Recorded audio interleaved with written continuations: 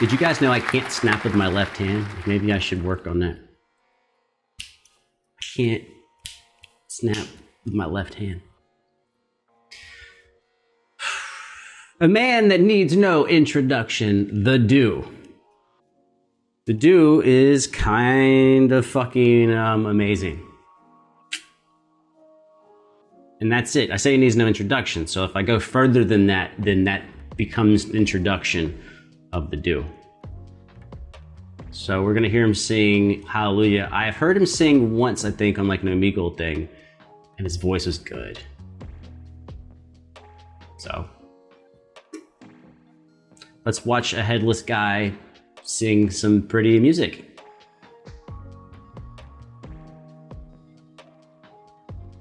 Let's go.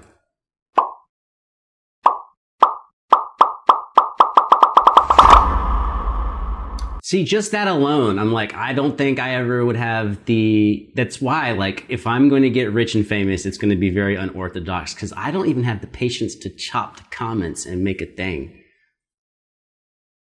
Playing the song is harder than making this screen, but I don't think I would ever make the screen.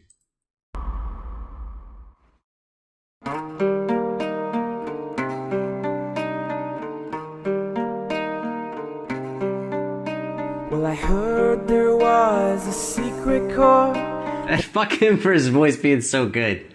That's the second time. I bet you I said the same thing the last time. I was like, damn, his voice is actually fucking nice. David played and it pleased the Lord, but you don't really care for music, do you? And he's playing an Epiphone. Epiphone makes decent guitars, but they're like, the guitar's probably like $150. He got killer guitars, but he's like, let me sound pretty on this $150 Epiphone. Dude, I think I owned that guitar before. Well, it goes like this: the fourth, the fifth, the minor fall, and the major lift, the baffled king composing hallelujah, hallelujah. For a second, when it cut out, I thought maybe he was going to come in with like some electric shit on top. Maybe he will. It's 4 minutes in. Hallelujah, hallelujah, hallelujah. Also, I'm loving, he's using almost, on this part, he's using almost exclusively downstrokes, which is like a kind of interesting. It should make the notes more powerful. It's kind of interesting. He's doing like a 7-note arpeggio, and he's like, here, I'll back up. He's doing like all downstrokes. Hallelujah, hallelujah.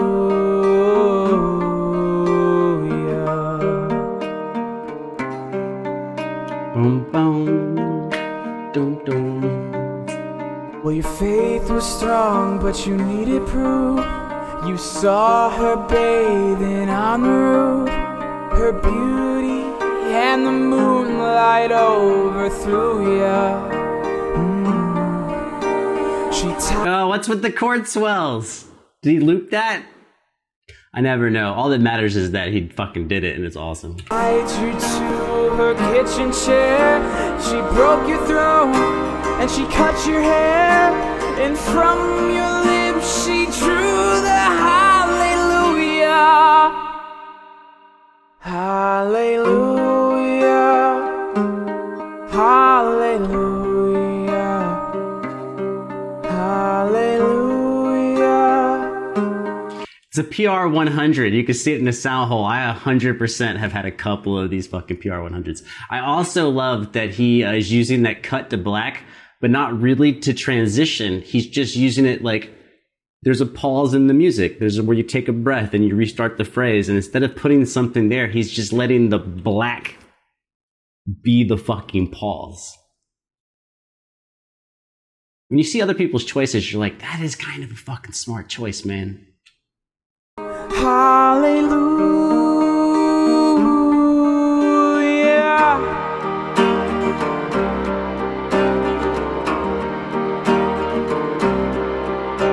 Well, baby, I've been here before.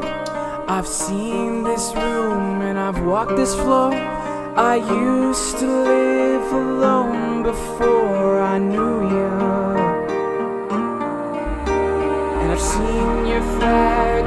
Jason. large, and love is not a victory march. It's a cold and it's a broken hallelujah. Hallelujah. Hallelujah. Hallelujah. Hallelujah. Maybe there's a God above, but all I've ever learned from love was how to shoot somebody who outdrew you. It is not a cry that you hear at night. It's not somebody who has seen the light. It's a cold and it's a broken hallelujah. Hallelujah. Hallelujah.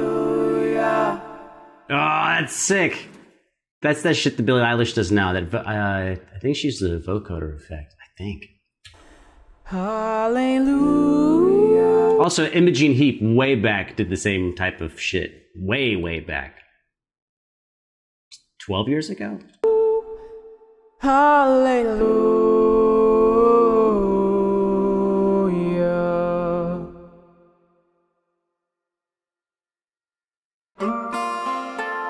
Yeah, I mean, he fucking crushed it. I don't think there's any doubt, right? I mean, we know he's a great musician. We know that his arrangements are always fire, and his singing is also great. It's like, there wasn't really any question of whether or not it would be good. It's just, what would it sound like? And what I really like about dudes like him that are, you already know they're talented. You know he can play keys, he can play bass, he can play ukulele, he can play acoustic guitar and electric guitar, and he can sing. Then it kind of also informs you about his decision making, because he could have chosen to do any number of things with the song because he has that skill set. So you know that like he didn't make that version out of a lack of talent. Sometimes you see people play stuff and you're like, oh, well, you had to play it that way because you didn't have a choice. But it's different when you see someone like him because you're like, bro, you could have done like 20 different things. So this was the version that you really liked for yourself. Which I don't know, for some reason that makes me happier.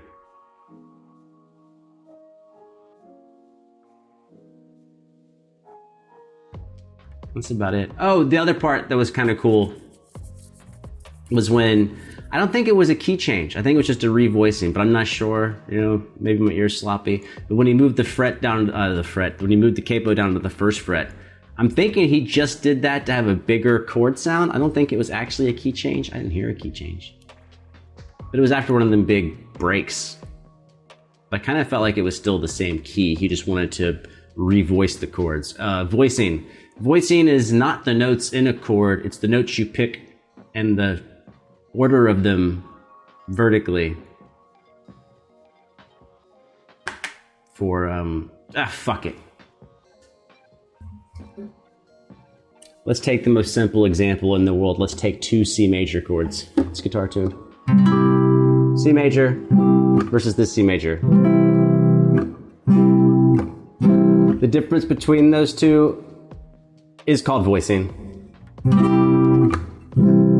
Now, you're playing guitar, you might just call them shapes. But if you actually call out the notes, this one is C, E, G, C, E. And this one is C, G, C, E, G. So just the first two, you can tell from the first two there's something different. This starts with a perfect fifth, C to G, whereas this one starts with a major third, C to E. But when you can play all the chords, when you can play this chord and you can play this one, then you as a performer have to decide which one do you want to use and why.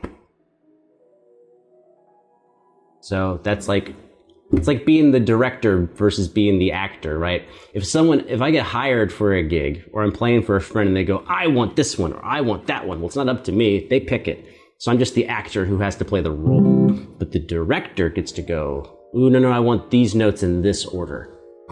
And that's choices. And choices end up becoming a defining, maybe the defining aspect of a performance. You get so caught up on the actual muscle memory, coordination, execution, that you start thinking that the entire performance is that. But before you execute, before you nail the song, you actually have to make decisions on what it is you're going to be executing. I think oftentimes when we watch people play, we forget that, like, I don't know how long he spent. Did he spend 20 minutes? Like, maybe he just knows this song inside and out, so he spent 20 minutes coming up with the way he wanted to do it? Or did he spend a week?